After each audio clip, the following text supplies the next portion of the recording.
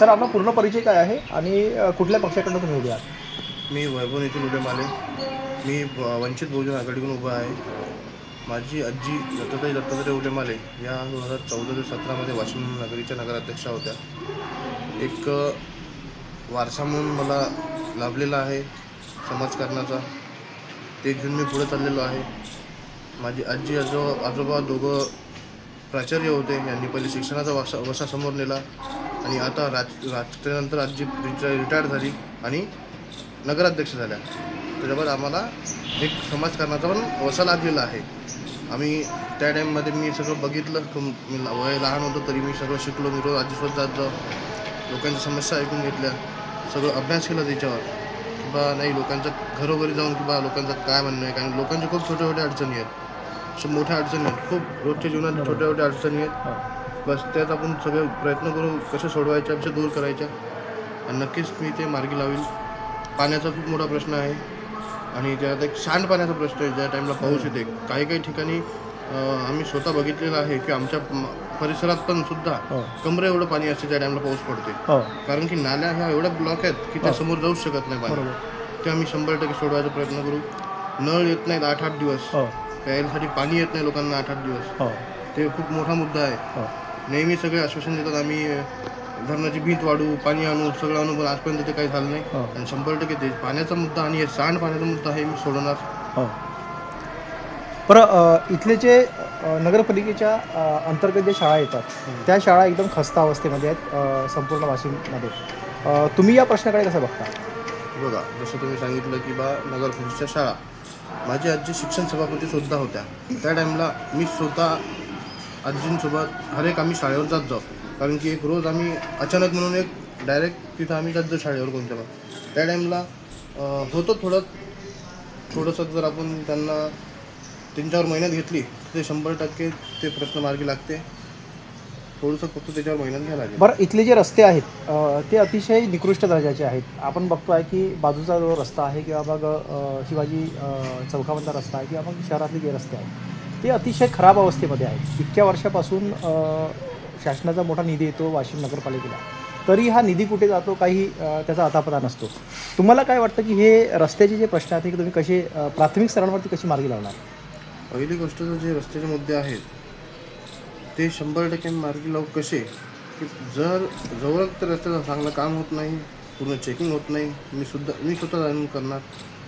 त्याशिवाय ते म्हणजे मार्गच लागू शकत नाही, तर त्याचं बिलच निघणार नाही. तिथं रस्ते होतात, रस्ता व्हायच्या पहिले अर्धं बिल निघते, काम राहते दुसऱ्याचं करते तिसरा. जवळ आपण यांच्यावर लक्ष देणार नाही तोवर हे बोनचे मार्ग लागणार नाहीत. बघ निवडून आलो बस 5 वर्ष आराम करायचा आणि पुढचं इलेक्शन लागलं की ॲक्टिव्ह होऊन जायचं. असं काम जर केलं तर आपल्या शहराचा नक्कीच विकास होणार नाही. माझ्या हातीचं सोपवलं एक युवा चेहरा म्हणून उतरलेलो आहे आणि मी नक्कीच सगळ्या समस्या दूर करेल. बरं जिल्हा हॉस्पिटलच्या पुढे जे गार्डन आहे शासनाचा त्याच्यामध्ये मोठा निधी आला होता डेव्हलपमेंटसाठी, पण ते डोम जो आहे ते सगळं कोसळला आणि ते डेव्हलपमेंट आता सगळं ते तिथे जंगलसारखं अवस्था झाली आणि ते एक मोठं गार्डन तिथे सुशोभित आणि चांगलं शहराच्या दृष्टिकोनातून एक चांगलं गार्डन उभं करायचं शासनाचं नियोजन होतं, पण त्या निधी कुठे गेला माहिती नाही. तुम्ही त्या प्रश्नाकडे कसं बघता? नक्कीच ते आपल्याला एक दुर्दैव मानावं लागेल. एवढा मोठा निधी आला, एवढं चांगला ते गार्डन वगैरे झालं आणि ते बंद पडलं. ते काय कारणाने पडलं काय नाही ते शासनालाच माहीत, पण नक्कीच ते आपण सगळं वापस चालू करू. अजून नवीन उपक्रम आपण वाशिममध्ये घडू. MIDCचा विषय सोडू. अशा खूप काही गोष्टी आहेत जी डोक्यात जे विजन घेऊन आम्ही चाललेलो आहोत आणि नक्कीच जनता पण खूप प्रेम देत आहे. सध्या बाळासाहेब आंबेडकर साहेबांनी जे माझ्यावर विश्वास टाकून मला ते पक्षाची जी उमेदवारी दिली त्यांचासुद्धा मी खूप धन्यवाद मानतो. त्यांनी जे विश्वास माझ्यावर टाकलेला आहे त्याच्यावर मी नक्कीच खरा उतरेल आणि माझी पक्षाची पण ताकद एक मजबूत उभी आहे. बरं वाशिममध्ये आरोग्याची सुविधा आहे ती फारशी सक्षम नाही, म्हणजे सरकारी जी आरोग्यसेवा आहे ती फारशी सक्षम नाही. त्याच्यामुळे इथल्या लोकांना जे आहे छोट्या छोट्या कारणांसाठी अजूनही अकोला औरंगाबाद या भागात जावं लागते. ते सक्षम करण्याच्या दृष्टिकोनातून काय प्रयत्न करणार? मी जसं सांगितलं की जवळ आपण स्वतः तिथे उभे राहणार नाही जाऊन. असे किती नेते आहेत की ते हॉस्पिटलमध्ये जाऊन दिसतात. हो. आज पण तुम्ही तिथं जा आणि माझ्या नावाची लिस्ट करा की मी आजपर्यंत किती पेशंट तिथं भरती केले, किती पेशंटचं काम म्हणजे हो. ट्रीटमेंट मार्गी लावली. हो. जर आपण जाऊन उभं राहत नाही तेवढं कोणीच काही करत नाही. आपण जर तिथं उभं राहिलो ठामपणे, जर आपण एक ठामपणे निर्णय घेतला तर कधीच तुम्हाला म्हणजे छोट्या मोठ्या कारण औरंगाबाद या भागात जावं लागते. ते सक्षम करण्याच्या दृष्टिकोनातून काय प्रयत्न करणार? मी जसं सांगितलं की जेवढं आपण स्वतः तिथं उभं राहणार नाही जाऊन, असे किती नेते आहेत की ते हॉस्पिटलमध्ये जाऊन दिसतात. हो. आज पण तुम्ही तिथं जा आणि माझ्या नावाची लिस्ट करा की मी आजपर्यंत किती पेशंट तिथं भरती केले, किती पेशंटचं काम म्हणजे हो. ट्रीटमेंट मार्गी लावली. हो. जर आपण जाऊन उभं राहत नाही तेवढं कोणीच काही करत नाही. आपण जर तिथं उभं राहिलो ठामपणे, जर आपण एक ठामपणे निर्णय घेतला तर कधीच तुम्हाला म्हणजे छोट्या मोठ्या कारणासाठी पण अकोला जा, अमरावती जा किंवा मग औरंगाबाद रेफर करतात. हो. तसं काही होणार नाही. बरं, इथे सांडपाण्याची जी व्यवस्था आहे किंवा मग डम्पिंग ग्राउंडचा जो प्रश्न आहे तो अनेक वर्षापासून प्रलंबित आहे आणि मागील 7-8 वर्षापासून लोकप्रतिनिधी नसल्यामुळे हे सगळे विकासाचे कामं थंडे आहेत. आता सुप्रीम कोर्टाचं जे ऑर्डर आहे त्याच्यामुळे हे निवडणुका लागल्या आहेत. तुम्ही या सगळ्या याच्याकडे कसं बघता? हे बघा, सध्या जे इथं म्हणजे निवडणूक नसल्यामुळे कुणीच नव्हतं, त्यामुळे कोणी बघणार नव्हतं आणि ज्यांना राजकारण करायचं त्यांनी बघितलंसुद्धा नाही. पण ज्यांना समाजकारण करायचं त्यांनी वेळोवेळी आमच्यासारख्याने प्रश्न विचारले की बा ठीक आहे प्रशासन चालून राहिलं पण तुम्ही जाऊन लक्ष द्या, चालू करा, मार्गी लावा. पण ते तेवढ्या प्रमाणात काय आमचं काम झालेलं नाही आहे आणि नक्कीच ते 2 प्रश्न 100% आम्ही मार्गी लावू. एक प्यायच्या पाण्याचा आणि दुसरा सांडपाण्याचा. बरं, वाशिममध्ये MIDCचा जो प्रश्न आहे तो MIDC बंद पडली आहे. त्याच्यामुळे इथले जे बेरोजगार आहेत किंवा जे शिकून मायग्रंट होत आहेत दुसरीकडे, त्या संदर्भात सुरू करण्यासंदर्भात काय नियोजन करणार आहे? नक्कीच MIDC हा एक खूप मोठा प्रश्न आहे आपल्यासाठी. इथून पुढच्या दृष्टिकोनानं पण खूप मोठा प्रश्न आहे. नक्कीच MIDC हे चालू करू आपण. त्या रोजगार कसा येईल, कसे नवीन उपक्रम येतील, कसे इंडस्ट्रियल एरिया वाढेल तिथे आणि कसा आपल्या इकडच्या भागातील विदर्भातल्या भागातील लोकांना कसा रोजगार भेटेल याच्यावर तर आमचा एक नंबरचा प्रयत्न राहील.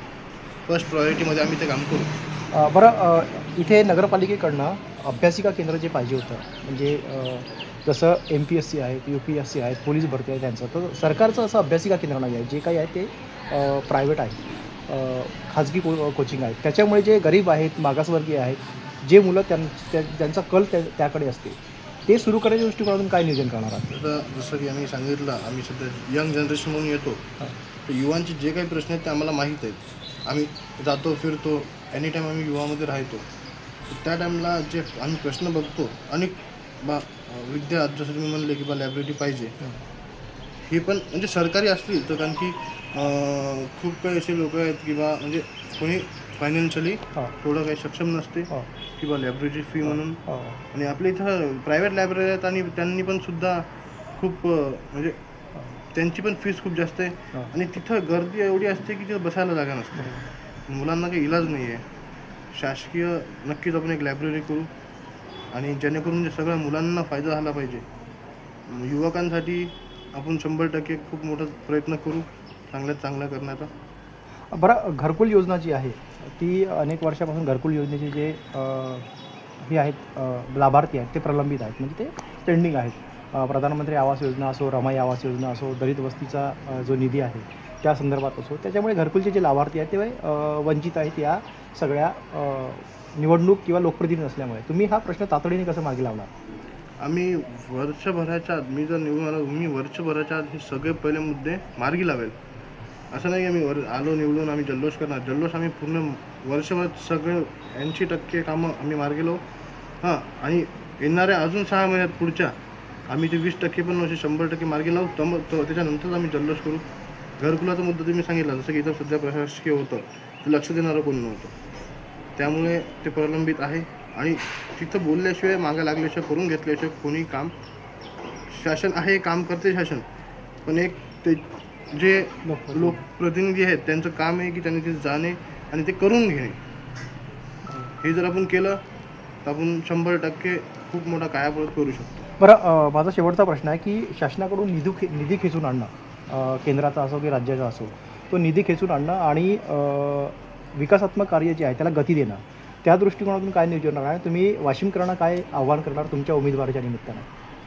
म्हणजे सरकारकडून निधी आणणे, जर का आपण सरकारला आपण सांगितलं की आमचं असं असं म्हणणं आहे की आम्हाला असं अशी डेव्हलपमेंट इथं करायची आहे, आमचे हे विजन आहेत, आम्हाला हे इथं पाहिजे वाशिममध्ये.